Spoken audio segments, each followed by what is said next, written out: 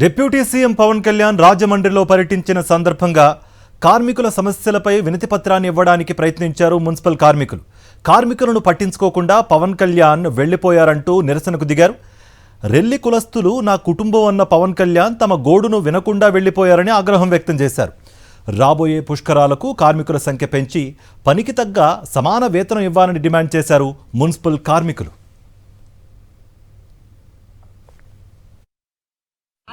పవన్ కళ్యాణ్ ఒక మాట చెప్పాడు, నా అదృష్టం, నేను రెల్లిపురంలో పుట్టాలని నా అదృష్టంగా భావిస్తున్నాను అని చెప్పాడు. అంటే మా రెల్లి జాతి అంటే చాలా ఇష్టం అని చెప్పి మేము అందరూ చూస్తే 3 గంటలు వెయిట్ చేస్తే 10:30కి వచ్చి 11 గంటలకి వచ్చి మేము మెమరీలో పెట్టుకుని మా వీ వాంట్ జస్టిస్ అంటే మమ్మల్ని చూడకుండా ఊపేసేసి వెళ్ళిపోయాడు. పారిపోతావు గబ్బర్ సింగ్, నువ్వు దేనికి వచ్చావు రాజమండ్రి?